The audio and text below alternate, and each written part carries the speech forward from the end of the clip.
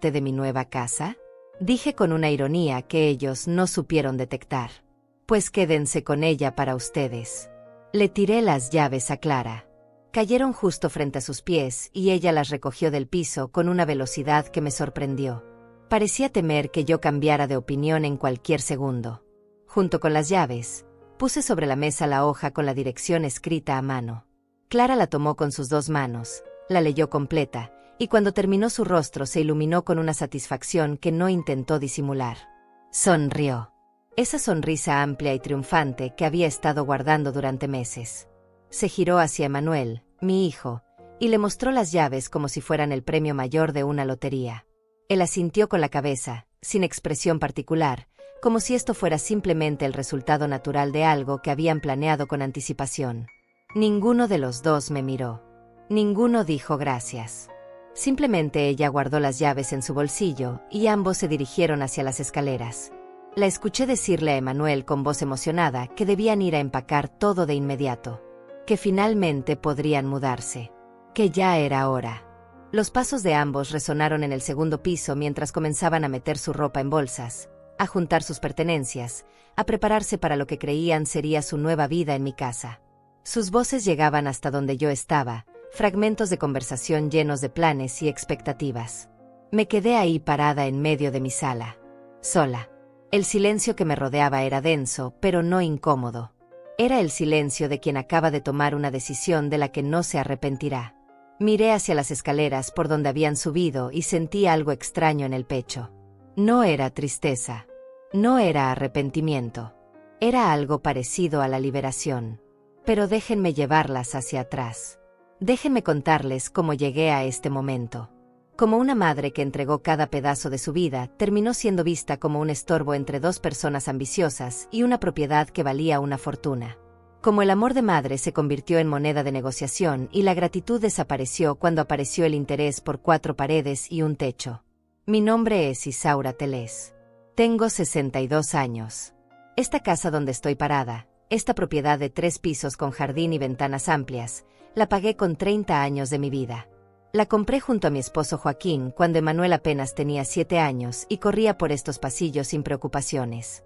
Cada ladrillo de estas paredes representa una hora extra de trabajo, una comida menos, un sacrificio silencioso. Joaquín y yo trabajamos sin descanso para conseguirla. Él tenía 2 empleos. Yo trabajaba de día como secretaria y por las noches cosía ropa para ganar dinero extra. Dormíamos poco. Comíamos lo necesario. Nos negábamos cualquier capricho. Todo era para Emanuel. Todo era para darle lo que nosotros nunca tuvimos de niños. Esta casa era la prueba de que habíamos salido adelante, de que nuestro hijo crecería en un hogar estable y seguro. Joaquín murió hace 10 años. Un infarto súbito una tarde mientras arreglaba el jardín. Cayó entre las plantas que tanto cuidaba, sin dolor, sin aviso. Me dejó esta casa, algunos ahorros, y a Emanuel, que en ese momento juró frente a la tumba de su padre que siempre estaría conmigo, que nunca me dejaría sola, que me cuidaría como yo lo cuidé a él. Las promesas suenan hermosas cuando se pronuncian. El problema es recordarlas cuando aparece algo más atractivo. Los primeros años después de perder a Joaquín fueron difíciles pero soportables. Emanuel venía a visitarme seguido, comíamos juntos los domingos, hablábamos de su padre, de los recuerdos, de la vida. Yo me aferraba a esas visitas como un náufrago se aferra a una tabla en medio del océano. Mi hijo era lo único que me mantenía entera después de la muerte de mi esposo. Hace 6 años, Emanuel conoció a Clara en una conferencia de trabajo. Ella era de esas mujeres que saben exactamente cómo presentarse, siempre arreglada, siempre con la palabra correcta, siempre sonriendo en el momento justo. Él me la presentó 3 meses después de conocerla y yo la recibí con los brazos abiertos. Preparé cenas especiales, organicé reuniones familiares, hice todo lo posible para que se sintiera parte de la familia. Cuando decidieron casarse, Emanuel me dijo que no tenía suficiente dinero ahorrado. Clara quería una boda grande, elegante, con muchos invitados. Yo saqué casi $20,000 de mis ahorros para ayudarlos. $20,000 que había guardado durante años para emergencias. Pero ver a mi hijo feliz valía cada centavo. O eso pensé en ese momento. Los primeros 2 años fueron normales. Venían a visitarme, compartíamos comidas, hablaban de sus planes. Clara me llamaba mamá Isaura con ese tono dulce que me hacía sentir querida. Yo les ayudaba económicamente cuando lo necesitaban, les compraba cosas para su departamento, les daba dinero para sus gastos. Era mi forma de demostrar amor. Mi forma de ser útil en sus vidas. Pero hace 2 años algo cambió. Las visitas se espaciaron. Las llamadas se hicieron más cortas. Y empecé a notar algo en la mirada de Clara cada vez que entraba a mi casa. No me miraba a mí. Miraba las paredes, los muebles, las habitaciones. Sus ojos. Sus ojos recorrían cada espacio de mi casa como si estuviera calculando algo en su mente. Medía distancias con la mirada, observaba los techos altos, tocaba las paredes como quien evalúa la calidad de una construcción. Al principio pensé que era simple curiosidad. Tal vez admiración por la casa donde creció su esposo. Qué equivocada estaba. Emanuel también empezó a cambiar. Ya no hablaba conmigo como antes. Sus conversaciones se volvieron mecánicas, repetitivas, llenas de frases hechas que no decían nada real. Y comenzó con los comentarios. Comentarios que al principio sonaban como preocupación genuina, pero que con el tiempo revelaron su verdadera intención. Mamá, esta casa es muy grande para ti sola. Mamá, las escaleras son peligrosas a tu edad. Mamá, mantener una propiedad así debe costarte una fortuna. Mamá, deberías pensar en algo más práctico, más pequeño, más fácil de cuidar. Yo escuchaba esos comentarios y sentía una punzada en el estómago que no sabía cómo interpretar. Me decía a mí misma que mi hijo se preocupaba por mí, que quería lo mejor para su madre, que era normal que pensara en mi seguridad. Pero había algo en su tono, algo en la forma en que Clara sentía cada vez que él hablaba, que me hacía dudar. Las visitas se volvieron extrañas. Ya no venían a verme a mí, venían a inspeccionar la casa. Clara caminaba por las habitaciones con excusas tontas. Que si quería ver cómo había quedado el baño después de que lo remodeló. Que si necesitaba ideas para decorar su departamento. Que si le encantaba el jardín y quería tomar fotos. Pero yo la veía. La veía abrir armarios, mirar dentro de los closets, preguntar cuánto había costado cambiar las ventanas, cuánto pagaba de mantenimiento, si la casa tenía algún problema estructural. Una tarde hace 1 año y medio, Clara llegó con una carpeta llena de papeles. Se sentó en mi sala y comenzó a mostrarme folletos de residencias para personas mayores. Lugares bonitos, decía ella, con jardines, con enfermeras disponibles, con actividades recreativas. Lugares donde yo estaría acompañada, donde no tendría que preocuparme por mantener una casa tan grande. Emanuel estaba a su lado, asintiendo, apoyando cada palabra de su esposa. Sentí que algo se rompía dentro de mí en ese momento. Miré a mi hijo, al hombre que salió de mi cuerpo, al que amamanté, al que cuidé cuando tuvo fiebre alta durante 3 noches seguidas, al que abracé cada vez que lloró, al que aplaudí en cada logro de su vida. Y ese hombre me estaba mirando como si yo fuera un problema que necesitaba una solución. No dije nada ese día. Tomé los folletos, los puse sobre la mesa y le serví café como si nada hubiera pasado. Pero esa noche, cuando se fueron, me senté en mi cama y lloré hasta que me dolió el pecho. Lloré por Joaquín, que no estaba ahí para ver en qué se había convertido nuestro hijo. Lloré por mí, por haber sido tan ciega. Y lloré por Emanuel, por haberse convertido en alguien que yo ya no reconocía. Después de esa tarde, las cosas empeoraron. Clara empezó a ser más directa. Ya no disfrazaba sus intenciones con palabras dulces. Empezó a hablar abiertamente sobre lo injusto que era pagar alquiler cuando existía esta casa enorme con habitaciones vacías. Sobre lo cansada que estaba de vivir en un departamento pequeño. Sobre lo mucho que le gustaría tener un jardín propio, espacio para recibir visitas, una cocina más grande. Emanuel respaldaba cada palabra. Mamá, sería bueno para todos. Mamá, tú estarías más tranquila en un lugar más pequeño. Mamá, nosotros podríamos cuidar la casa. Mamá, piénsalo bien, sería lo mejor para la familia. Yo los escuchaba en silencio. Asentía con la cabeza. Decía que lo pensaría. Pero por dentro algo estaba cambiando. Una parte de mí que siempre había sido suave y complaciente comenzaba a endurecerse. Una voz en mi cabeza que antes callaba ahora gritaba la verdad que yo no quería aceptar. No les importo. Solo quieren mi casa. Empecé a prestar más atención. A notar detalles que antes ignoraba. Como la forma en que Clara tomaba fotos de cada rincón de mi casa y se las mostraba a sus amigas. Como Emanuel preguntaba sobre los documentos de la propiedad, sobre si había alguna hipoteca pendiente, sobre a nombre de quién estaba todo. Como los dos hablaban en voz baja cuando pensaban que yo no los escuchaba, haciendo planes, discutiendo estrategias.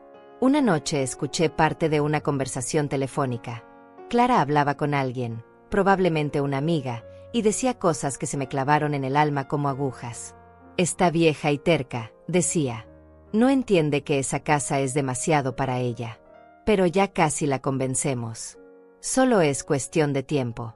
Esa casa debería ser nuestra. Emanuel es hijo único. Eventualmente será nuestra de todos modos. Me quedé paralizada al otro lado de la puerta. Sentí como el aire abandonaba mis pulmones. Como mi corazón latía tan fuerte que pensé que se saldría de mi pecho. Así me veían. Como un obstáculo temporal. Como alguien vieja y terca que estaba ocupando un espacio que ellos consideraban suyo. Esa noche no pude dormir. Me quedé despierta mirando el techo de mi habitación, la misma habitación que compartí con Joaquín durante 20 años, la misma donde él murió en mis brazos después de que lo trajeron del hospital. Pensé en todo lo que había sacrificado por Emanuel. En las noches sin dormir cuando era bebé. En los trabajos extra para pagarle una buena escuela. En las veces que comí menos para que él comiera más. En cómo vendí las joyas que Joaquín me regaló para pagar su universidad. Y ahora estaba aquí, sola en mi casa, con un hijo que me veía como un estorbo y una nuera que contaba los días para quedarse con lo que no le pertenecía. Pero algo más nació en mí esa noche. Algo frío y calculador que nunca antes había sentido. Si querían jugar sucio, yo también podía hacerlo. Si me veían como una anciana fácil de manipular, les daría exactamente esa imagen. Y cuando menos lo esperaran, les enseñaría que subestimar a una madre es el error más grande que pueden cometer. Comencé a actuar diferente. Más débil. Más confundida. Me quejaba de dolores que no tenía. Decía que las escaleras me cansaban mucho. Que mantener la casa era agotador. Que tal vez tenían razón. Que tal vez necesitaba algo más pequeño. Clara y Emanuel intercambiaban miradas de satisfacción cada vez que yo decía esas cosas.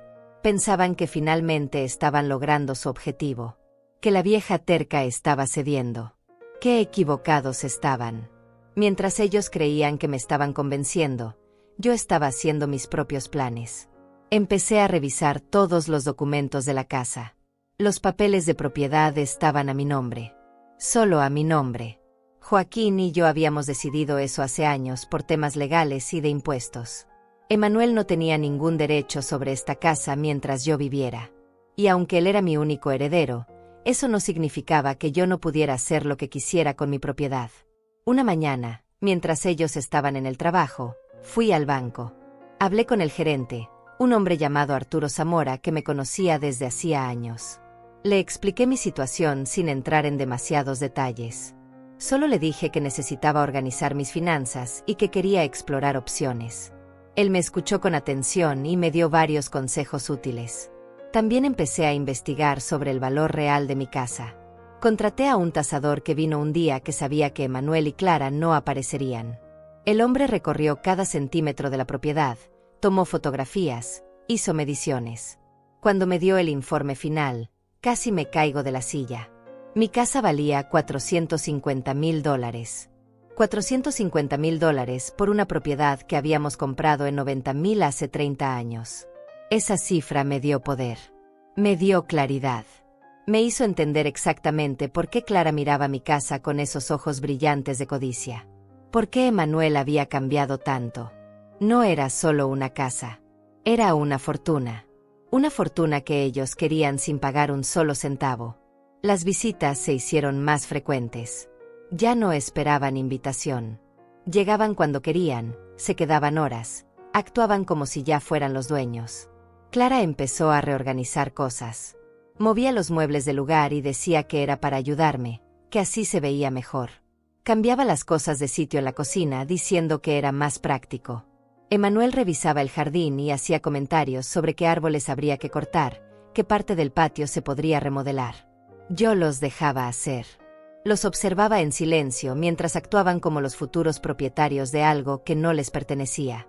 Cada acción suya era una confirmación más de lo que yo ya sabía. No me querían. Querían lo que yo tenía. Una tarde, Clara llegó con su madre. Una mujer llamada Ángela Toledo, tan falsa como su hija. Se sentaron en mi sala y comenzaron a hablar de decoración. De cómo esta casa tenía tanto potencial. De cómo con algunos cambios podría verse moderna y elegante. La madre de Clara llegó a decir que las cortinas que yo tenía eran horribles y que había que cambiarlas todas. Que el color de las paredes era demasiado anticuado. Yo serví té y galletas. Sonreí. Asentí. Por dentro estaba hirviendo de rabia, pero por fuera mantuve la calma. Dejé que hablaran todo lo que quisieran. Dejé que planearan su futuro en mi casa. Porque sabía algo que ellas no sabían. Que todo ese teatro era en vano. Esa misma semana contacté a una agencia inmobiliaria. No cualquier agencia. Busqué la más discreta, la que trabajaba con clientes que valoraban la privacidad. Hablé con una agente llamada Emilia Vallejo, una mujer de mi edad que entendió mi situación sin que yo tuviera que explicar demasiado. Le conté parte de la historia. Le dije que necesitaba vender rápido y en silencio absoluto. Emilia no hizo preguntas innecesarias. Me dijo que conocía compradores que buscaban exactamente este tipo de propiedades. Gente con dinero que podía cerrar tratos en efectivo sin tanto papeleo. Me explicó que podríamos hacer todo de manera legal pero rápida. Que en cuestión de 3 semanas podría tener el dinero en mi cuenta si encontrábamos al comprador correcto. Le di luz verde. Firmamos los papeles de representación. Ella comenzó a trabajar de inmediato. Programamos las visitas de los posibles compradores para horarios en que yo sabía que Emanuel y Clara no aparecerían. Los martes y jueves por la mañana, cuando ambos estaban en sus trabajos. Vinieron 4 parejas diferentes a ver la casa. La tercera pareja se enamoró del lugar. Eran un matrimonio joven, profesionales, sin hijos todavía. Querían algo grande con espacio para crecer. Ofrecieron $430,000 en efectivo. Podían cerrar en 2 semanas. Acepté de inmediato. Mientras todo esto sucedía, Emanuel y Clara seguían aumentando la presión. Ya no solo sugerían que me mudara. Empezaron a exigirlo de maneras más directas. Una noche, durante una cena que yo preparé para ellos, Clara soltó la pregunta directa. Mamá Isaura, ¿ya pensaste bien lo que te dijimos? Emanuel y yo realmente necesitamos más espacio. Pagar alquiler es tirar el dinero a la basura. Esta casa tiene 4 habitaciones y tú solo usas una. No tiene sentido. Emanuel agregó su parte. Mamá, nosotros podríamos ayudarte a buscar un departamento lindo y cómodo. Algo en un edificio con elevador, sin escaleras, más seguro para ti. Y tú estarías más tranquila sabiendo que esta casa está siendo cuidada por familia. Los miré a ambos. Vi a 2 extraños sentados en mi mesa. 2 personas que compartían mi sangre, pero que no tenían mi corazón. 2 seres humanos capaces de mirar a una mujer de 62 años a los ojos y pedirle que abandonara su hogar para beneficio de ellos. Respiré profundo. Sonreí. Y les dije exactamente lo que querían escuchar. Tienen razón. He estado pensando mucho en eso. Esta casa es demasiado para mí. Las escaleras me cansan. El mantenimiento es costoso. Tal vez sea hora de hacer un cambio. Las caras de ambos se iluminaron como si les hubiera anunciado que ganaron la lotería. Clara se inclinó hacia adelante con los ojos brillantes. Emanuel soltó un suspiro de alivio que no intentó disimular. De verdad, mamá. Clara casi gritó de emoción. Eso es maravilloso. Tomarás la mejor decisión. Ya verás que te sentirás mucho mejor en un lugar más apropiado para ti. Emanuel tomó mi mano sobre la mesa. Estoy orgulloso de ti, mamá. Sé que no es fácil, pero es lo correcto. Y nosotros vamos a cuidar esta casa como si fuera un tesoro. Te lo prometo. Promesas. Otra vez promesas. Como si las promesas de mi hijo aún tuvieran algún valor para mí. Seguí el juego. Les dije que necesitaba tiempo para organizar mis cosas. Que buscar un nuevo lugar para vivir no era algo que se hacía de un día para otro. Que fueran pacientes conmigo. Ellos asintieron, dijeron que entendían, que no había prisa. Pero yo veía la ansiedad en sus ojos. Veía como Clara ya estaba imaginando sus muebles en mi sala, su ropa en mis armarios, su vida en mi casa. Los días siguientes fueron de actuación pura. Yo fingía buscar departamentos. Imprimía folletos de lugares que nunca visitaría y los dejaba sobre la mesa para que ellos los vieran cuando venían. Hacía comentarios sobre lo difícil que era encontrar algo bueno y accesible. Clara ofrecía ayuda. Decía que ella podía buscar opciones, que conocía agentes inmobiliarios, que tenía contactos. Por supuesto que tenía contactos. Probablemente ya había calculado cuánto le costaría deshacerse de mí de la manera más barata posible. Mientras ellos creían que yo estaba buscando dónde. Mientras ellos creían que yo estaba buscando dónde mudarme, la venta de mi casa avanzaba sin que sospecharan nada. Emilia Vallejo trabajaba con una eficiencia impresionante. Los papeles se firmaron. La inspección se realizó. El dinero se depositó en una cuenta nueva que abrí específicamente para esta transacción. $430,000 aparecieron en mi cuenta bancaria una mañana de miércoles. Me senté frente a la computadora mirando ese número en la pantalla. $430,000. Era más dinero del que había visto junto en toda mi vida. Era libertad en forma de números. Era el precio de 30 años de sacrificio. Era la prueba de que Joaquín y yo habíamos construido algo valioso. Y era mío. Solo mío. La fecha de entrega de la casa quedó fijada para dentro de 2 semanas. Los compradores necesitaban ese tiempo para organizar su mudanza desde otra ciudad. Emilia me sugirió que empezara a empacar mis cosas personales poco a poco para no levantar sospechas. Pero yo tenía un plan diferente. No iba a empacar nada. No iba a dar señales de que algo estaba cambiando. Iba a mantener todo exactamente igual hasta el último momento. Y cuando llegara ese momento, Emanuel y Clara recibirían la sorpresa de sus vidas. Contraté a una empresa de mudanzas con una condición especial. Vendrían un día específico, un martes por la mañana, y tenían exactamente 4 horas para sacar todas mis pertenencias de la casa. Les di una lista detallada de lo que debían llevarse. Muebles que había comprado yo misma, objetos personales, fotografías, ropa, documentos importantes. Todo lo que era mío por derecho.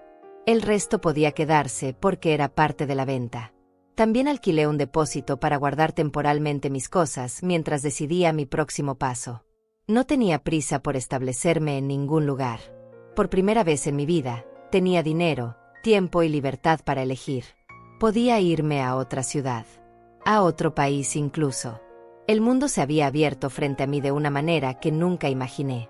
Emanuel y Clara seguían visitándome regularmente. Sus visitas se habían vuelto más frecuentes y más largas. Clara traía revistas de decoración y me mostraba fotos de cómo quería remodelar algunas habitaciones. Emanuel hablaba de instalar un sistema de seguridad nuevo, de cambiar algunas ventanas, de construir una terraza en el jardín. Hablaban de mi casa como si ya fuera suya. Planeaban su futuro en estas paredes sin ningún pudor. Y yo los dejaba. Los escuchaba hablar durante horas sobre sus proyectos, sus ilusiones, sus planes. Cada palabra que decían era un clavo más en el ataúd de nuestra relación. Cada sonrisa falsa de Clara era una razón más para no arrepentirme de lo que estaba haciendo. Una tarde, 10 días antes de la fecha de entrega, decidí que era momento de ejecutar la última parte de mi plan. La parte más dolorosa, pero también la más necesaria. Tenía que enfrentarlos de una manera que dejara todo claro. Que no quedaran dudas de por qué estaba haciendo esto. Los cité en mi casa un sábado por la tarde. Les dije que necesitaba hablar con ellos sobre algo importante relacionado con la casa. Llegaron puntuales, con esa ansiedad mal disimulada de quien espera buenas noticias. Se sentaron en la sala, en el mismo sofá donde habían pasado tantas tardes planeando mi desalojo. Respiré profundo y comencé a hablar. Les dije que había estado pensando mucho en todo lo que habíamos conversado. Que tenían razón en que esta casa era grande para mí. Que mantenerla era costoso y cansado. Que había tomado una decisión. Vi cómo sus rostros se iluminaban. Clara se inclinó hacia adelante. Emanuel sonrió. Pensaban que finalmente les diría que la casa sería suya. Pero entonces continué. Les dije que había decidido vender la casa. Que ya había encontrado compradores. que el trato estaba cerrado y el dinero ya estaba en mi cuenta, que en 2 semanas los nuevos dueños tomarían posesión de la propiedad. El silencio que siguió fue tan denso que podía cortarse con un cuchillo. Clara me miró como si le hubiera hablado en otro idioma. Emmanuel abrió la boca, pero no salió ningún sonido. Se quedaron congelados, procesando lo que acababan de escuchar. Luego explotaron. Ambos al mismo tiempo. Clara se puso de pie gritando que cómo podía hacer eso. Que ellos habían estado esperando, planeando, confiando en que esa casa sería para ellos. Emmanuel me gritó que era una traición. Que él era mi único hijo. Que esa casa debía ser su herencia. Los dejé gritar. Los dejé desahogarse. Cuando finalmente se callaron, exhaustos de su propio berrinche, yo hablé con una calma que me sorprendió a mí misma. Les dije que esta casa nunca fue su herencia mientras yo viviera. Que era mi propiedad y yo podía hacer con ella lo que quisiera. Que si realmente me hubieran querido, si realmente les hubiera importado mi bienestar y no solo mis bienes, las cosas habrían sido diferentes. Pero que durante 2 años los había visto actuar como buitres esperando que yo desapareciera para quedarse con lo que era mío. Clara intentó negarlo. Dijo que yo estaba equivocada, que ellos me querían, que solo estaban preocupados por mí. Pero su voz temblaba. Sus ojos evitaban los míos. Emmanuel guardó silencio, con la mandíbula apretada y los puños cerrados. Les recordé cada una de las conversaciones donde habían presionado para que me fuera. Cada comentario sobre lo grande que era la casa. Cada sugerencia de residencias para ancianos. Cada mirada codiciosa de Clara recorriendo mis paredes. Cada plan que habían hecho creyendo que yo no los escuchaba. Entonces Clara cambió de estrategia. Se puso a llorar. Dijo que yo estaba siendo cruel. Que ellos habían depositado su futuro en esa casa. Que cómo podía hacerles esto. Que era mi familia. Emmanuel se unió a su esposa. Dijo que yo me arrepentiría. Que me quedaría sola. Que nadie me cuidaría cuando realmente lo necesitara. Sus palabras eran como piedras lanzadas con rabia, pero ya no me lastimaban. Yo había llorado todas las lágrimas que tenía que llorar. Había sufrido todas las noches de insomnio. Había cargado con el dolor de la traición hasta que ese dolor se transformó en determinación. Ya no había vuelta atrás. Se fueron dando un portazo. Clara lloraba histérica. Emmanuel me miró con un odio que nunca había visto en sus ojos. Gritó que esto no se quedaría así. Que buscaría la manera de impedir la venta. Que hablaría con abogados. Lo dejé amenazar. Sabía que legalmente no tenía ningún poder. La casa estaba a mi nombre. La venta era legal y definitiva. No había nada que pudiera hacer excepto aceptar que había perdido algo que nunca fue suyo. Esa noche dormí mejor que en meses. Por primera vez en mucho tiempo no tuve pesadillas. No desperté con ese peso en el pecho. Sentí algo parecido a la paz. Los días siguientes fueron extraños. Emmanuel no llamó. Clara no apareció. El silencio de su ausencia era ensordecedor, pero también liberador. No los extrañaba. Extrañaba al hijo que creí tener, no al hombre codicioso en que se había convertido. Pero 3 días antes de la entrega de la casa, recibí una llamada. Era Emmanuel. Su voz sonaba diferente. Más calmada. Casi amable. Dijo que había estado pensando. Que tal vez había reaccionado mal. Que entendía mi decisión aunque le doliera. Que quería verme una última vez antes de que me fuera de la casa. Desconfié inmediatamente. Pero acepté. Curiosidad tal vez. O esa parte de mí que todavía quería creer que algo del hijo que crié seguía ahí adentro. Llegó solo, sin Clara. Se sentó frente a mí con una expresión que parecía arrepentida. Dijo que lamentaba cómo se habían dado las cosas. Que él realmente me quería. Que había dejado que Clara lo influenciara demasiado. Que reconocía sus errores. Que esperaba que algún día pudiéramos tener una relación de nuevo. Hablaba con una sinceridad que casi me convenció. Casi. Pero luego llegó la verdadera razón de su visita. Dijo que entendía que la casa estaba vendida y que no había vuelta atrás. Pero que al menos me pedía que considerara darles una parte del dinero de la venta. No todo, solo una parte. Algo que les ayudara a dar el enganche de una casa propia. Después de todo, él era mi único hijo. Y esa casa la habíamos construido pensando en él también. Ahí estaba. La verdadera cara detrás de la máscara de arrepentimiento. No venía a reconciliarse. Venía a negociar. A ver si podía sacar algo de esta situación. Aunque no fuera la casa completa, al menos una parte del dinero. Lo miré largo rato sin decir nada. Vi en sus ojos esa misma mirada calculadora que había visto en Clara tantas veces. Me preguntaba cuánto de mi hijo real quedaba ahí dentro. Si es que alguna vez existió el hijo que yo creía conocer.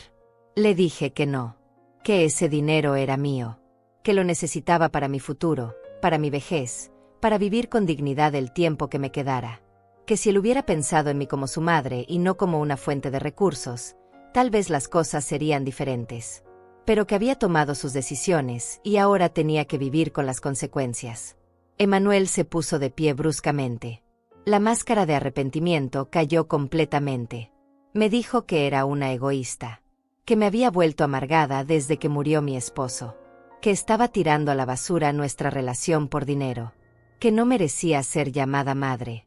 Sus palabras me atravesaron, pero no me quebraron.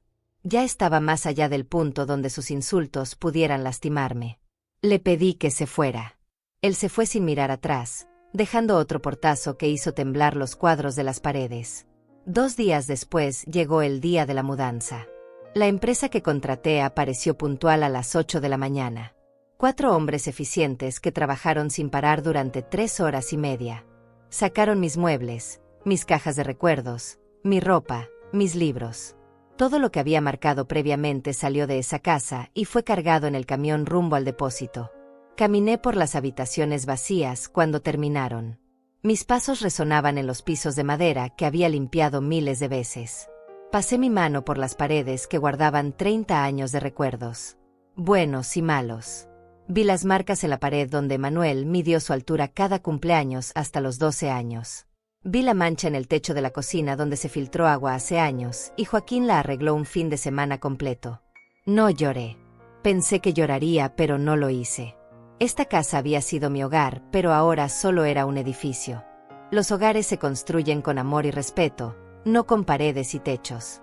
Y esta casa había dejado de ser un hogar el día que mi hijo decidió que valía más como propiedad que como símbolo de lo que su padre y yo construimos juntos. Salí por última vez al jardín. Los rosales que Joaquín plantó seguían ahí, floreciendo sin saber que pronto tendrían otros dueños. Me acerqué a ellos, corté una rosa roja y me la llevé conmigo. Sería mi forma de llevar un pedazo de los buenos recuerdos. Al día siguiente se firmaron los papeles finales de traspaso. Los nuevos dueños recibieron las llaves. La casa oficialmente ya no era mía. Emilia me felicitó por mi valentía.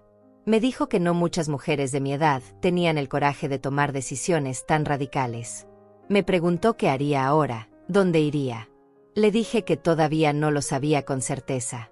Que tal vez viajaría un tiempo. Que había una amiga en otra ciudad que me había invitado a visitarla. Que por primera vez en mi vida no tenía que responderle a nadie. Que era libre. Pero antes de irme, antes de cerrar este capítulo completamente, quedaba una última cosa por hacer. La parte que había estado esperando con una mezcla de ansiedad y satisfacción. El momento en que Emmanuel y Clara descubrirían la verdad completa. Durante todos estos días, desde aquella pelea en mi sala, no había vuelto a hablar con ellos. Ignoré sus llamadas. No respondí sus mensajes. Dejé que el silencio hiciera su trabajo. Dejé que la incertidumbre los carcomiera. Y ahora, con la casa ya vendida y mis cosas a salvo, era momento de darles el último golpe. Los llamé. Ambos. Les dije que necesitaba verlos una última vez. Que tenía algo para ellos. Algo relacionado con la casa. Mi voz debió sonar convincente porque aceptaron venir inmediatamente. Probablemente pensaron que había cambiado de opinión sobre el dinero. Que tal vez les daría algo después de todo. Se citaron conmigo en un café cerca de lo que había sido mi casa. Llegaron juntos, con esa expresión de expectativa mal disimulada. Clara llevaba una bolsa grande, como si estuviera preparada para cargar algo. Emmanuel parecía nervioso pero esperanzado. Se sentaron frente a mí. Pedimos café. Clara iba directo al punto preguntándome para qué los había llamado. Emanuel intentaba actuar casual, pero veía como sus manos temblaban ligeramente alrededor de su taza. Entonces saqué de mi bolso un sobre. Lo puse sobre la mesa entre nosotros. Les dije que como ellos tanto habían insistido en tener una parte de mi casa, había decidido darles algo. Que dentro de ese sobre estaba lo que necesitaban. Clara prácticamente se lanzó sobre el sobre. Lo abrió con manos ansiosas. Dentro había dos cosas. Un juego de llaves y una hoja de papel con una dirección escrita a mano. La misma dirección de mi antigua casa. Los ojos de Clara se abrieron como platos. Emanuel leyó la dirección y me miró confundido. Clara gritó sorprendida preguntando si esto significaba lo que ella creía que significaba. Si les estaba dando la casa después de todo. Yo sonreí. Les dije que sí. Que habían insistido tanto en quedarse con mi casa que había decidido dárselas. Que esas llaves abrían la puerta principal. Que podían ir cuando quisieran. Que la casa era toda suya ahora. Clara casi llora de alegría. Emanuel parecía aturdido, sin poder creer lo que estaba escuchando. Me preguntó si estaba segura, si realmente hablaba en serio. Le dije que nunca había estado más segura de nada en mi vida. Se pusieron de pie tan rápido que casi tiran las tazas de café. Clara guardó las llaves en su bolsillo como si fueran el tesoro más preciado del mundo. Emanuel intentó abrazarme, pero yo me aparté. Les dije que podían irse ya. Que fueran a ver su nueva casa. Que disfrutaran de lo que tanto habían querido. Salieron del café casi corriendo. Los vi subirse a su auto a través de la ventana. Clara sacó las llaves y las miró una y otra vez. Emanuel manejaba rápido, probablemente ansioso por llegar. Se fueron sin mirar atrás, sin un gracias real, sin nada más que la satisfacción de haber conseguido lo que querían. Me quedé sentada en ese café tomando mi café despacio. Miré el reloj. Eran las 3 de la tarde. Calculé mentalmente cuánto tiempo les tomaría llegar a la casa. 15 minutos tal vez. Otros 5 para estacionar y caminar hasta la entrada. En 20 minutos aproximadamente estarían frente a la puerta. Pedí otro café.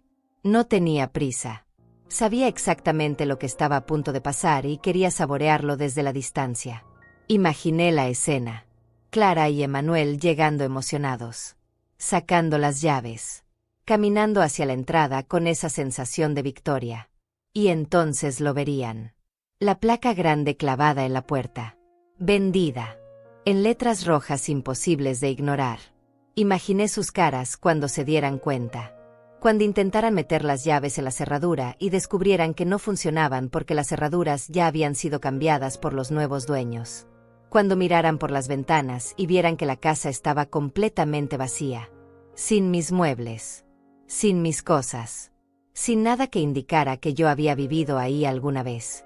20 minutos después de que se fueron, mi teléfono comenzó a sonar. Era Emanuel. No contesté. Siguió llamando. 1, 2, 3 veces. Luego Clara. Luego Emanuel otra vez.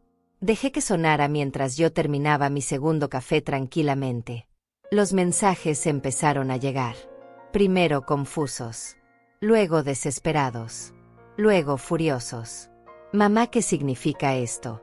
La casa tiene un cartel de vendida. Las llaves no funcionan. ¿Qué está pasando? Mamá contesta el teléfono. Esto es una broma. Mamá, por favor, explícame. ¿Qué hiciste? ¿Dónde estás? Necesito hablar contigo ahora. Leí cada mensaje con una calma que me sorprendió a mí misma. No sentía culpa. No sentía arrepentimiento. Sentía algo parecido a la justicia. A la liberación. A ese momento en que finalmente tomas el control de tu propia vida después de años de dejar que otros decidan por ti. Esperé 1 hora completa antes de responder. Un solo mensaje corto y directo. La casa está vendida. Se las di como ustedes querían. Ahora es problema de ustedes qué hacer con esa información. Disfruten de su herencia. El teléfono explotó con llamadas. Bloqueé sus números. Los mensajes seguían llegando por otras vías. Redes sociales. Correos electrónicos. Mensajes de números desconocidos que claramente eran ellos usando teléfonos de otras personas. Bloqueé todo. Corté todas las formas de comunicación. Esa noche me quedé en un hotel. Una habitación sencilla pero cómoda.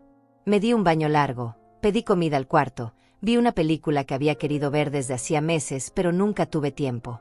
Por primera vez en años no pensé en qué estaría haciendo Emmanuel. Si había cenado. Si necesitaba algo. Si estaba bien. Pensé en mí. Solo en mí. Y se sintió extrañamente liberador. A la mañana siguiente, mientras desayunaba en el restaurante del hotel, vi que tenía un mensaje de un número que no había bloqueado. Era Ángela Toledo, la madre de Clara.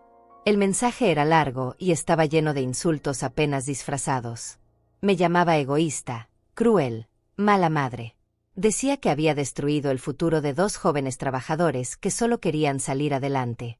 Que me arrepentiría de esto cuando estuviera sola y enferma sin nadie que me cuidara.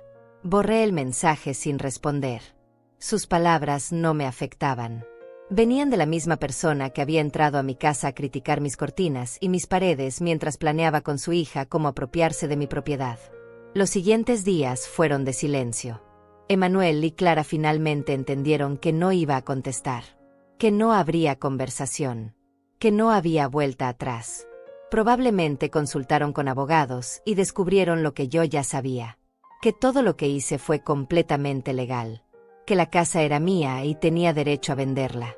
Que ellos no tenían ningún reclamo válido. Me mudé temporalmente a casa de Emilia Vallejo, mi agente inmobiliaria que durante este proceso se había convertido en algo parecido a una amiga. Ella tenía una casa grande con una habitación de huéspedes que me ofreció mientras decidía mi próximo paso.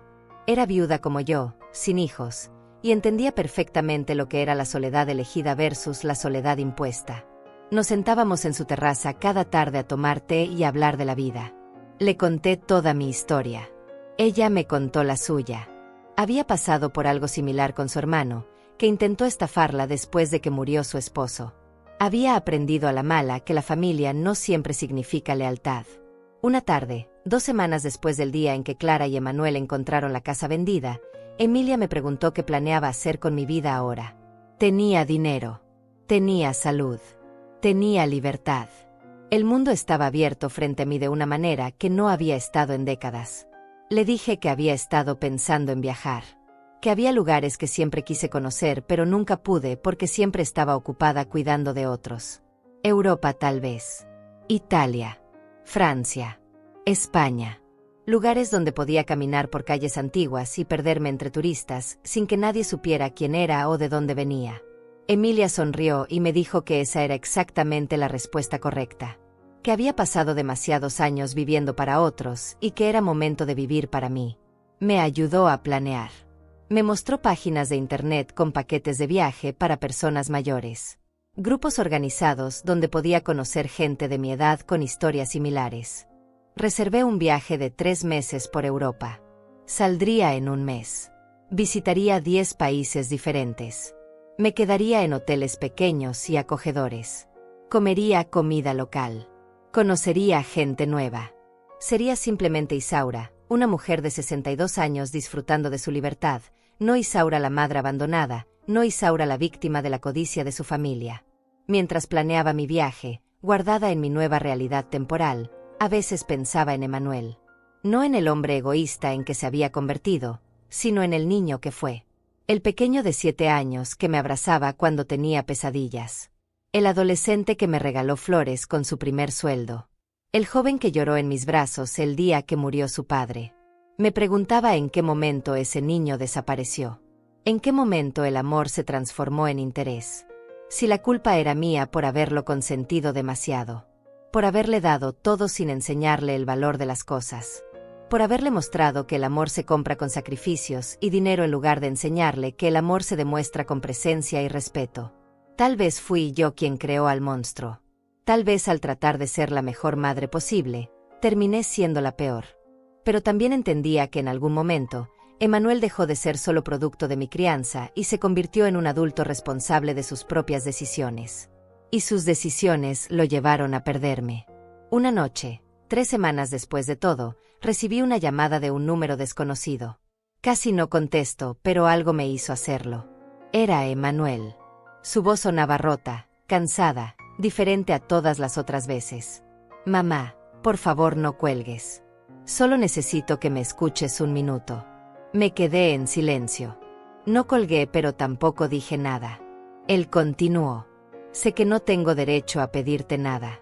Sé que lo arruiné todo. Pero necesito que sepas que he estado pensando mucho. En todo. En cómo te traté. En lo que hice. En lo que perdí. Hizo una pausa larga. Escuché su respiración entrecortada al otro lado de la línea. Clara y yo nos estamos separando. No por el asunto de la casa, aunque eso fue el detonante, sino porque me di cuenta de muchas cosas. De cómo dejé que ella me convenciera de cosas que yo sabía que estaban mal. De cómo te traté como si fueras un obstáculo en lugar de mi madre. Otra pausa. Esta vez más larga. No te estoy pidiendo que me perdones. No te estoy pidiendo que volvamos a ser lo que éramos, porque sé que eso es imposible. Solo quería decirte que lo siento. Que entiendo por qué hiciste lo que hiciste. Que probablemente yo habría hecho lo mismo en tu lugar. Su voz se quebró al final. Sonaba como si estuviera llorando. Parte de mí, esa parte maternal que nunca muere completamente, quiso consolarlo. Pero la otra parte, la parte que había aprendido a protegerse, se mantuvo firme. Gracias por decirme eso, Emmanuel. Le dije con voz calmada pero sin emoción. Espero que esta experiencia te haya enseñado algo valioso sobre la vida y sobre cómo tratar a las personas que te aman. Hubo un silencio largo después de mis palabras. Emmanuel respiraba pesadamente al otro lado de la línea. Podía imaginarlo sentado en algún lugar oscuro, tal vez en el departamento que compartía con Clara, rodeado de las consecuencias de sus propias decisiones. ¿Vas a irte lejos?, preguntó finalmente con voz pequeña. ¿Voy a perderte para siempre? Ya me perdiste, Emmanuel. Lo perdiste el día que decidiste que mi casa valía más que mi compañía. Lo perdiste cada vez que me miraste como un obstáculo en lugar de como tu madre. Lo perdiste cuando dejaste que tu esposa planeara mi desalojo mientras yo cocinaba para ustedes en mi propia cocina. Escuché un sollozo ahogado. Mamá, por favor. No me llames así. Ya no tienes derecho. Pasé 62 años de mi vida siendo madre. Sacrifiqué todo por ese título. Y tú lo pisoteaste como si no valiera nada. Ahora voy a pasar el resto de mis días siendo simplemente Isaura. Una mujer libre que ya no le debe nada a nadie. Colgué antes de que pudiera responder. Mis manos temblaban, pero no de debilidad. Temblaban por la fuerza que había necesitado para decir esas palabras. Por años había sido incapaz de poner límites. De decir que no. De priorizar mis necesidades sobre las de los demás. Y ahora, finalmente, había encontrado mi voz. Esa noche Emilia y yo cenamos en su comedor. Ella preparó una pasta deliciosa con salsa de tomate casera. Abrimos una botella de vino que tenía guardada para ocasiones especiales. Brindamos por los nuevos comienzos, por las segundas oportunidades, por las mujeres que aprenden a elegirse a sí mismas sin pedir permiso. Me contó que ella también había pasado por un proceso similar. Su hermano menor había intentado quedarse con la herencia que les dejó su padre, manipulando documentos y mintiendo sobre las últimas voluntades del difunto. Emilia tuvo que ir a juicio, enfrentar a su propia familia, soportar insultos y amenazas. Pero al final ganó. No solo legalmente, sino emocionalmente. Aprendió que la sangre no garantiza lealtad y que a veces la familia que elegimos es más real que la familia que nos tocó. Los días siguientes estuve ocupada preparando mi viaje. Compré ropa nueva. No mucha, solo lo necesario. Quería viajar ligera, sin el peso de las cosas materiales ni de las cosas emocionales. Compré una maleta de buen tamaño, pero manejable. Saqué mi pasaporte que había estado guardado en un cajón durante años sin uso. Hice todas las reservaciones necesarias. Una tarde, mientras revisaba mi correo electrónico, encontré un mensaje de Clara. Había logrado conseguir mi dirección de correo de alguna manera. El mensaje era largo, dramático, lleno de acusaciones y súplicas mezcladas de forma caótica. Me decía que yo había arruinado su vida, que Emmanuel estaba deprimido y que era mi culpa, que ellos solo habían querido lo mejor para mí al sugerirme un lugar más pequeño y seguro, que yo había malinterpretado sus intenciones, que la casa habría estado en buenas manos con ellos, que ahora Emmanuel la culpaba a ella de todo y su matrimonio estaba destruido. que cómo podía dormir tranquila sabiendo el daño que había causado. Leí el mensaje completo sin sentir absolutamente nada. Ni culpa, ni satisfacción, ni enojo. Solo un vacío tranquilo donde antes había existido el dolor. Borré el correo sin responder. Clara podía decir lo que quisiera. Podía culparme de todo. Ya no me afectaba porque había dejado de importarme su opinión el día que la escuché llamarme vieja y terca por teléfono. 2 semanas antes de mi viaje, mientras caminaba por el mercado comprando algunas cosas, me topé con una vecina de mi antigua casa. Se llamaba Carla Leiva y había vivido 3 casas más abajo durante 15 años. Nos habíamos saludado ocasionalmente, pero nunca fuimos cercanas.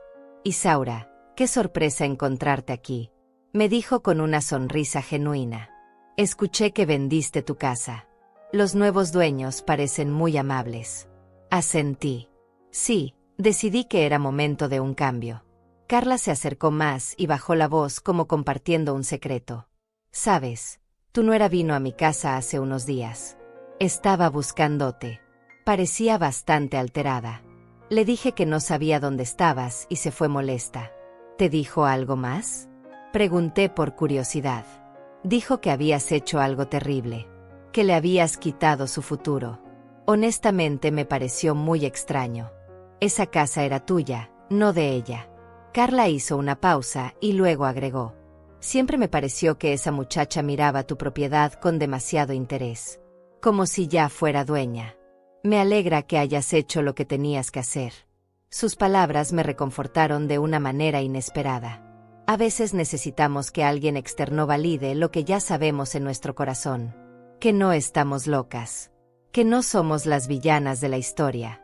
Que nuestras percepciones eran correctas. Hablamos unos minutos más. Le conté que me iba de viaje por Europa. Sus ojos se iluminaron. Me dijo que ella siempre había querido hacer algo así, pero nunca se animó. Que la admiraba por tener el valor de empezar de nuevo a mi edad. Nos despedimos con un abrazo cálido y sincero. Esa noche, mientras organizaba documentos en la habitación de huéspedes de Emilia, encontré una caja vieja que había rescatado de la casa antes de venderla. Dentro había fotografías. Muchas fotografías de diferentes épocas de mi vida. Emanuel de bebé en los brazos de Joaquín. Emanuel en su primer día de escuela con ese uniforme que le quedaba grande. Emanuel graduándose de la universidad con su toga y birrete. Emanuel el día de su boda sonriendo junto a Clara. Miré esas fotos por largo rato. Eran recuerdos de una vida que ahora parecía pertenecer a otra persona. A una Isaura más joven, más ingenua, más dispuesta a sacrificarlo todo por amor. Esa Isaura ya no existía. Había muerto lentamente durante 2 años de humillaciones y desprecios. Y en su lugar había nacido esta nueva versión. Más fuerte, más consciente, más egoísta en el buen sentido de la palabra. Tomé las fotos de Emanuel adulto y las puse aparte. Las de él con Clara fueron directo a la basura. No necesitaba recordar esa etapa. Pero las fotos de Emanuel niño, esas las guardé. Porque ese niño había sido real. Ese amor había sido genuino. Y aunque el adulto me había decepcionado profundamente, el niño merecía ser recordado. Una semana antes del viaje recibí otra llamada. Esta vez de un número que reconocí como de un despacho legal. Mi corazón se aceleró pensando que Emanuel había encontrado alguna manera de demandarme. Pero era algo completamente diferente. «¿Señora Isaura Telés?», preguntó una voz profesional de mujer. «Sí, soy yo. Le hablo del despacho Zamora y Asociados. Tenemos información sobre su esposo fallecido, Joaquín Telés. Hay un asunto pendiente relacionado con un seguro de vida que nunca fue reclamado». Me quedé sin palabras. ¿Un seguro de vida? Joaquín había muerto hace 10 años. Nunca supe de ningún seguro más allá del básico que pagó el funeral y algunos gastos inmediatos. La abogada me explicó que Joaquín había contratado un seguro de vida pequeño a través de su trabajo años antes de morir. La compañía había quebrado y el caso se había complicado legalmente. Después de años de trámites, finalmente había localizado a los beneficiarios de las pólizas no reclamadas. Yo era una de ellas. ¿De cuánto dinero estamos hablando?, pregunté todavía en shock. $50,000, señora Telés. Más intereses acumulados. Aproximadamente 60,000 en total. Tuve que sentarme. $60,000 que no sabía que existían. $60,000 que Joaquín había apartado pensando en protegerme.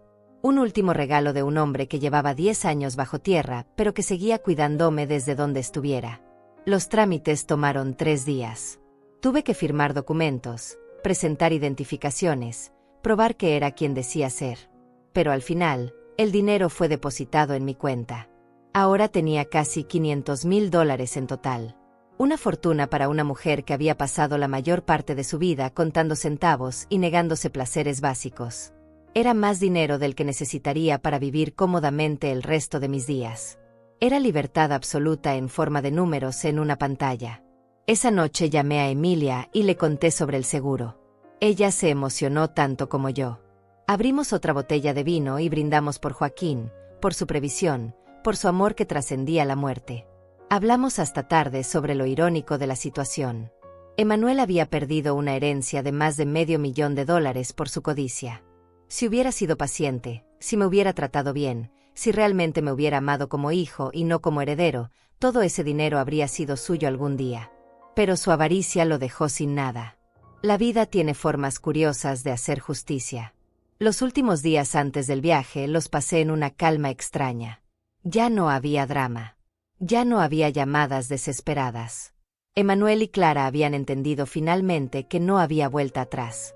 Me había convertido en un fantasma para ellos. Y ellos se habían convertido en extraños para mí. Emilia me llevó al aeropuerto el día de mi partida. Habíamos desarrollado una amistad genuina durante estas semanas. Ella había sido mi apoyo, mi confidente, la hermana que nunca tuve. Le prometí que le escribiría desde cada ciudad que visitara. Que le enviaría postales. Que cuando regresara, si regresaba, seguiríamos siendo amigas. Nos abrazamos en la puerta de seguridad del aeropuerto. Ella tenía lágrimas en los ojos, pero sonreía. Ve y sé feliz. Isaura. Ve y descubre quién eres cuando nadie te necesita. Ve y vive la vida que te mereces. El vuelo fue largo pero tranquilo. Leí un libro que había comprado sobre mujeres que empezaron de nuevo después de los 60. Historias inspiradoras de mujeres que dejaron matrimonios tóxicos, que persiguieron sueños postergados, que se reinventaron cuando todos pensaban que ya era demasiado tarde. Me vi reflejada en cada historia. Mi primera parada fue Roma. La ciudad eterna. Llegué de noche y el taxi me llevó a un pequeño hotel cerca del Trastevere. La habitación era acogedora, con ventanas que daban a una calle empedrada donde podía escuchar el sonido de las personas cenando en los restaurantes de abajo. Me duché, me puse ropa cómoda, y salí a caminar. No tenía destino específico. Solo quería sentir la ciudad. Caminé por calles estrechas iluminadas con luces cálidas. Pasé por fuentes antiguas donde el agua seguía corriendo después de siglos. Vi parejas jóvenes tomadas de la mano. Familias cenando en terrazas. Ancianos sentados en bancos observando la vida pasar. Entré a una pequeña trattoria que olía a ajo y albahaca. Pedí pasta carbonara y una copa de vino tinto. Me senté sola en una mesa junto a la ventana y comí despacio, saboreando cada bocado. No había nadie preguntándome si la comida estaba buena. Nadie esperando que sirviera primero a los demás. Nadie juzgando mis elecciones. Era solo yo, mi plato de pasta, y la libertad más deliciosa que había probado jamás. Esa noche, de regreso en mi habitación de hotel, me paré frente al espejo. Miré a la mujer que me devolvía la mirada. 62 años. Cabello con canas que ya no me molestaba en teñir. Arrugas alrededor de los ojos que contaban historias de risas y lágrimas. Manos con manchas de edad que habían trabajado sin descanso durante décadas. Un cuerpo que había parido, que había amado, que había sufrido, que había resistido. Esta mujer en el espejo era una sobreviviente. Era alguien que había tocado fondo y decidió levantarse. Alguien que eligió su propia felicidad sobre la aprobación de otros. Alguien que aprendió que el amor verdadero no te hace sentir pequeño. Que la familia real no te usa.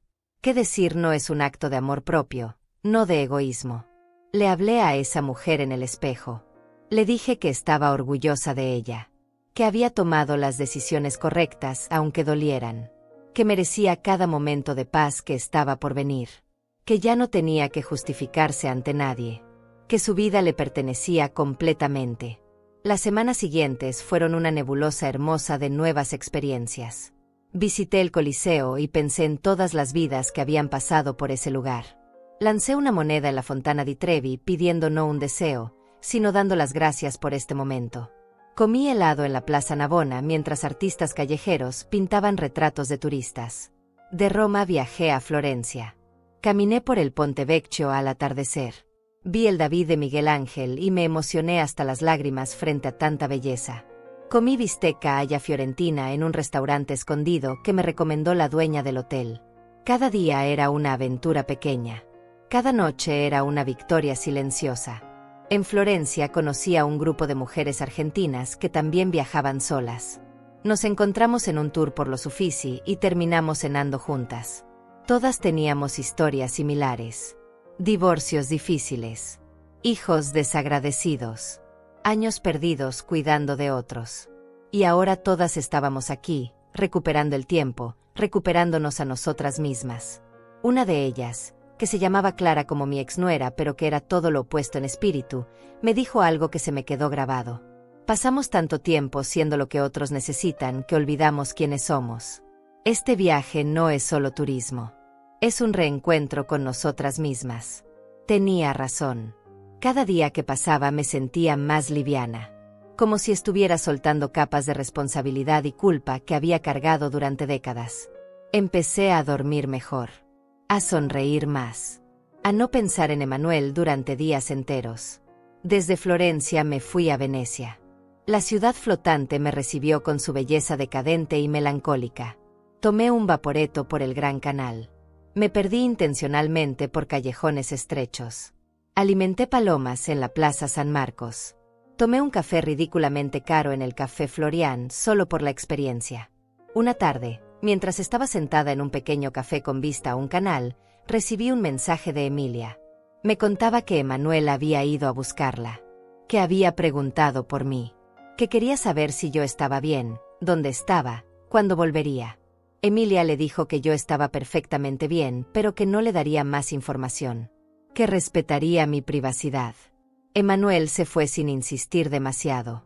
Leí el mensaje sin sentir nada particular. Ni satisfacción de que me buscara. Ni culpa por no responder. Solo una indiferencia tranquila. Emanuel era parte de mi pasado. Un capítulo cerrado. Ya no tenía poder sobre mis emociones. Le respondí a Emilia agradeciéndole por proteger mi espacio. Le conté sobre Venecia, sobre las mujeres argentinas que había conocido, sobre cómo me sentía más yo misma con cada día que pasaba lejos de mi vida anterior. Continué mi viaje. París con su Torre Eiffel y sus cafés con aroma a croissants recién horneados. Barcelona con su Sagrada Familia inconclusa y sus tapas deliciosas. Madrid con sus museos llenos de arte que me hizo llorar de belleza. Cada ciudad era un regalo. Cada experiencia era una prueba de que la vida no se acaba a los 60. De que el mejor capítulo puede estar todavía por escribirse. En Barcelona conocí a un hombre. Se llamaba Óscar Leiva, tenía 65 años. Era viudo desde hacía 5 años. Nos conocimos en un tour por el Parque Güell. Él viajaba solo también. Compartimos el almuerzo después del tour. Luego la cena. Luego el desayuno al día siguiente. No fue romance. Fue compañía genuina. Alguien que entendía la soledad elegida. Alguien que también estaba redescubriéndose después de años de vivir para otros. Nos hicimos amigos. Cuando cada uno siguió su camino, intercambiamos números. Quedamos en mantenernos en contacto. Y lo hicimos. Mensajes ocasionales. Fotos de nuestros viajes. Una amistad sin expectativas ni obligaciones. Los 3 meses pasaron volando. Visité los 10 países. Algunos más que agregué sobre la marcha. Cada experiencia me transformaba un poco más. Cada conversación con desconocidos que se volvían amigos temporales me recordaba que el mundo estaba lleno de gente buena. Que no todos te usaban. Que la bondad existía sin condiciones. Cuando finalmente regresé, no volví a la ciudad donde había vivido toda mi vida. Decidí establecerme en un lugar nuevo. Una ciudad costera a 3 horas de distancia. Compré un departamento pequeño con vista al mar. 2 habitaciones, una terraza amplia donde podía ver los atardeceres, y suficiente espacio para mí y para nadie más. Emilia vino a visitarme el primer mes. Caminamos por la playa descalzas, con los pies en el agua fría. Le conté todo sobre mi viaje, sobre las mujeres que conocí, sobre Oscar y nuestra amistad sin complicaciones, sobre cómo había aprendido a estar sola sin sentirme sola. Ella me contó que Emanuel había seguido preguntando por mí durante mi ausencia, que eventualmente dejó de hacerlo, que había escuchado por terceros que él y Clara se habían divorciado oficialmente, que Emanuel se había mudado a otra ciudad también, que parecía estar rehaciendo su vida. No sentí nada al escuchar eso, ni alivio ni tristeza, solo aceptación. Emanuel seguiría su camino y yo el mío. Tal vez algún día nos encontraríamos de nuevo. Tal vez no. Ya no me importaba de la manera en que solía importarme. Mi nueva vida era tranquila pero llena. Me uní a un club de lectura donde conocí a mujeres maravillosas de mi edad. Tomé clases de pintura, algo que siempre quise hacer pero nunca tuve tiempo. Caminaba por la playa cada mañana. Cocinaba solo para mí y disfrutaba cada comida sin prisa. Oscar vino a visitarme 6 meses después de mi regreso. Se quedó una semana. Caminamos por la playa. Cenamos en restaurantes locales. Hablamos de nuestras vidas pasadas y nuestros planes futuros. El último día de su visita, mientras tomábamos café en mi terraza viendo el atardecer, me preguntó si alguna vez perdonaría a mi hijo. Lo pensé largo rato antes de responder. No sé si perdón es la palabra correcta. Lo que hizo fue imperdonable en muchos sentidos. Me trató como un objeto, como algo que se usa y se descarta. Pero tampoco cargo con odio. El odio pesa demasiado y ya cargué suficiente peso en mi vida. Entonces, ¿qué es? Preguntó Oscar con genuina curiosidad. Creo que es indiferencia. Y tal vez eso es peor que el odio para él. Porque el odio significa que todavía me importa. La indiferencia significa que seguí adelante, que construí una vida donde él ya no tiene espacio. Oscar asintió comprendiendo. Luego agregó algo que me hizo pensar. A veces el mejor regalo que podemos dar a quienes nos lastimaron es nuestra felicidad, porque demuestra que no nos rompieron, que sobrevivimos, que somos más fuertes de lo que ellos pensaban. Tenía razón. Mi felicidad no era venganza, era liberación. Era la prueba de que yo valía más que el rol que otros me asignaron, que ser madre no era mi única identidad, que Isaura existía más allá de sus relaciones con otros. 1 año después de mudarme a la costa, en un día ordinario mientras regaba las plantas de mi terraza, mi teléfono sonó. Era un número desconocido, pero algo me hizo contestar. ¿Mamá? La voz de Emanuel sonaba diferente, más madura, más cansada, menos arrogante. No respondí de inmediato. Dejé que el silencio se extendiera entre nosotros. Sé que no tengo derecho a llamarte. Sé que probablemente deberías colgar. Pero necesito decirte algo y después no te molestaré más si eso es lo que quieres. Escuché su respiración al otro lado. Estaba nervioso. He pasado este último año en terapia, tratando de entender cómo llegué a ser la persona que fui contigo. Cómo pude tratarte de esa manera. Y he llegado a entender muchas cosas. Ninguna de ellas es excusa, pero al menos ahora entiendo. Hizo una pausa esperando que yo dijera algo. Permanecí en silencio. No espero que me perdones. No espero que volvamos a tener una relación. Solo necesitaba decirte que finalmente entiendo lo que perdí. Y no hablo de la casa ni del dinero. Hablo de ti, de tu presencia, de tu amor incondicional que yo pisoteé como si no valiera nada. Su voz se quebró ligeramente. Conocí a alguien nuevo. Una mujer buena que me está enseñando lo que significa el amor real. Y cada vez que ella me trata con bondad genuina, pienso en cómo tú me trataste así toda mi vida y yo te lo pagué con codicia y desprecio. Cada vez que ella me cuida cuando estoy enfermo, recuerdo todas las noches que tú te desvelaste cuidándome de niño. Y me duele. Me duele tanto darme cuenta de lo que tuve y lo que destruí. Respiró profundo. No te estoy pidiendo nada. Solo quería que supieras que estaba equivocado. Que tú tenías razón en todo. que si pudiera regresar el tiempo y cambiar mis acciones lo haría. Pero no puedo. Así que solo puedo decir que lo siento. Y espero que donde sea que estés, seas feliz. Te lo mereces más que nadie. Hubo un silencio largo. Finalmente hablé. Gracias por decir eso, Emmanuel. Aprecio tu honestidad. Y me alegra saber que estás trabajando en ser mejor persona. Te deseo lo mejor en tu vida. Realmente lo hago. ¿Eso significa qué? Su voz tenía un atisbo de esperanza. Significa que no te guardo rencor. Pero también significa que mi vida está aquí ahora. He construido algo nuevo. Algo que es solo mío. Y no hay espacio en ella para el dolor del pasado. Lo entiendo. Su voz sonaba resignada, pero también aliviada. Solo quería que supieras que pienso en ti, que te extraño, y que si algún día decides que quieres intentar algo, cualquier cosa, estaré aquí. Adiós. Emmanuel. Cuídate. Adiós. Mamá. Colgué y me quedé mirando el mar. No lloré. No sentí tristeza ni alivio en particular. Solo sentí cierre. Emmanuel había dicho lo que necesitaba decir. Yo había escuchado. Y ahora ambos podíamos seguir adelante. Tal vez algún día, en algunos años, cuando las heridas estuvieran completamente cicatrizadas, podríamos intentar reconstruir algo. No la relación madre-hijo que teníamos antes, porque esa estaba rota sin reparación. Pero tal vez algo nuevo. Algo basado en respeto mutuo y límites claros. O tal vez no y también estaba bien. Me senté en mi silla favorita de la terraza con una taza de té caliente. El sol se estaba poniendo pintando el cielo de naranjas y rosas. Las olas rompían suavemente en la playa. Una brisa fresca traía el olor a sal y libertad. Pensé en todo el camino recorrido. En la Isaura que era hace 2 años, viviendo en una casa grande pero sintiéndose cada vez más pequeña. En la mujer que se dejaba manipular porque no sabía cómo poner límites. En la madre que creía que el amor significaba sacrificarlo todo incluyendo su dignidad. Esa mujer ya no existía. En su lugar había alguien más fuerte. Alguien que aprendió que amarse a uno mismo no es egoísmo. Que decir basta no te hace mala persona. Que puedes amar a tu familia y aún así elegirte a ti misma. Que la sangre no justifica el abuso emocional.